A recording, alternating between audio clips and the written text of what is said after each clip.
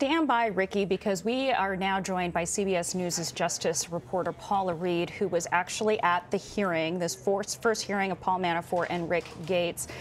Paula, tell us what went down at that hearing.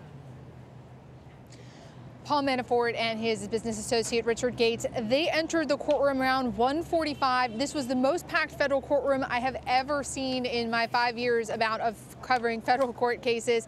They entered by themselves. They awkwardly sort of held their hands behind their backs, even though they were not restrained in any way.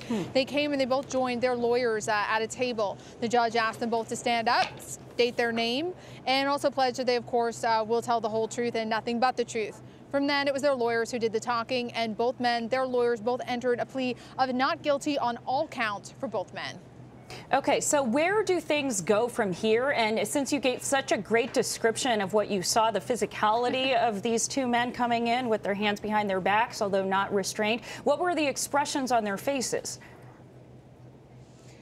It's probably not a good day to be Paul Manafort or Richard Gates. One thing that really caught us off guard was that Mr. Gates has not yet retained an attorney. He says he intends to do so. So he had a temporary public defender helping him today. But that was a real shock. A lot of people asking, did he not know this was coming? How is it possible that you would be facing this kind of legal situation, such a high-profile legal situation, and not have secured yourself some type of counsel, especially when you're in a situation where you can afford it? So neither one of them looked terribly happy. They were not speaking to the media. Most of their lawyers also offered us no comment when we approached them. I will say, however, on the other side of the room, the special counsel attorneys, Andrew Weissman was one of them. He had a few other members of his team. They all looked pretty happy. Pretty good day for them.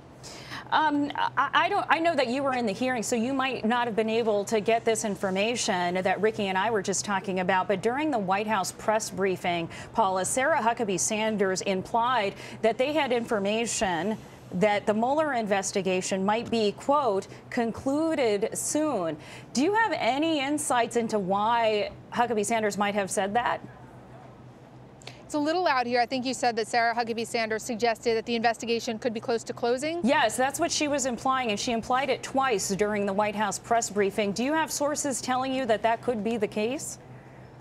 No, I have sources who have been telling me since the outset that that is actually not true at all, that an investigation of this scale and scope could take years. And repeatedly, I have been told that this particular arrest, this is not the culmination, this is not the end, this is just one step on the path to try to answer this larger question of whether or not the Trump campaign actually worked with Russia. And in order to do that, Special Counsel Mueller needs some cooperation. And one way to get cooperation is to bring these kinds of business offense charges against witnesses who could potentially be valuable. So what Sarah Huckabee Sanders is saying goes completely against people I've spoken with who have been intimately involved in this investigation from the beginning.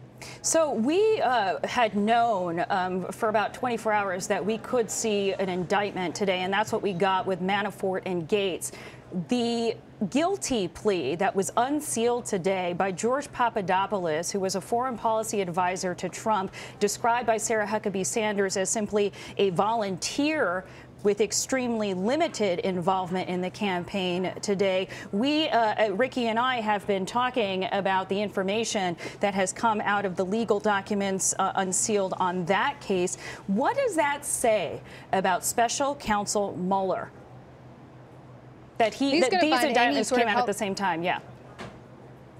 Oh, well, Robert Mueller is making a statement. We have not seen him today. We have not heard from him today, but he has made a statement. Clearly the information that this was coming, this leaked. As a result of that, cameras were lining up to catch Paul Manafort, going to the FBI to turn himself in this morning. Of course, we were all here to cover the events. The special counsel released a very unusual, very rare press release about these charges, and then they waited just about long enough for us to digest the details of the very sensational case against Mr. Gates and Mr. Manafort before unveiling this totally unexpected separate case in Chicago, where it's clear they have a plea deal signaling that this person, who, however you describe his involvement in the campaign, he was involved in the campaign. The president knew who he was, described him as being, quote, excellent. He is clearly cooperating with Robert Mueller. So the special counsel has truly made it clear today he is going to use aggressive, very public tactics to get to the heart of what he's been asked to investigate. When we talk about the Manafort Gates case, what happens to these men after this preliminary hearing now? So I left about halfway through. Once we had a guilty plea, I left our associate, Bo Erickson, in there. They're going to hash out some terms of their release. It is absolutely not expected that these guys are going to go to jail. They're going to go home, but they'll have to have relinquished their passport. There may be some terms of their release where they can and cannot travel, who they can and cannot talk to. Right now, that is being hashed out in this courtroom. Do you have any other indications that we should expect any other indictments forthcoming in coming days on Mueller's investigation? And also, I wonder if you have any insights into why we saw these indictments today against Manafort and Gates when this ostensibly just a financial crimes, a straightforward investigation, straightforward charges, as our Jan Crawford Greenberg has described, why they came out today. It's unclear to me why this is happening today specifically, but I think you do see a couple of developments that you need to pay attention to. First of all, this whole issue of uranium-1. This is something that the Republicans are really trying to pound the drum, that this was an investigation that the FBI didn't look into sufficiently, whether or not the Obama administration, specifically Secretary of State Hillary Clinton, whether or not they assessed sufficiently whether or not there was any misdeeds in that particular deal. Now, while that appears to be about Secretary Clinton, you have to remember that Robert Mueller was the head of the FBI at that time.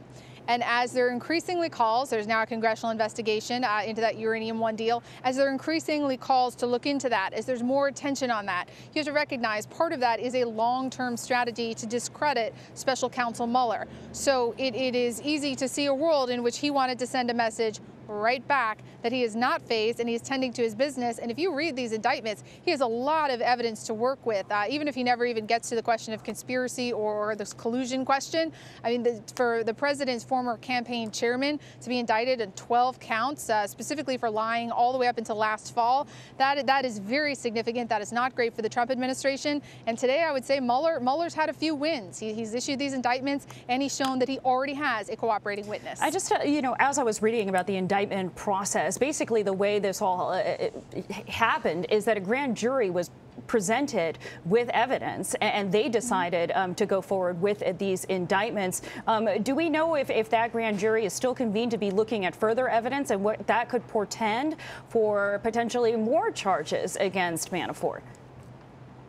Oh, yes, absolutely. We know that one of the reasons we suspected Manafort would be the one charged today is because we know sources have confirmed to us that many of the witnesses that have gone before the grand jury have been related to his business dealings. That's why Manafort was sort of the obvious suspect for who would be the first indicted.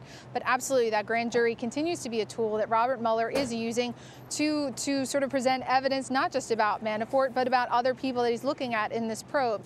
But I will also say that having a grand jury indict someone, that's a pretty low bar. It's probable cause. It's not very difficult to present evidence against someone to a grand jury and get an indictment. The much higher standard, the much more difficult thing is to convict someone. So we do have to remember that an indictment, it does not mean you're guilty. It just means a grand jury says, yeah, there's enough information to bring charges here. Okay, Paula Reid, thank you.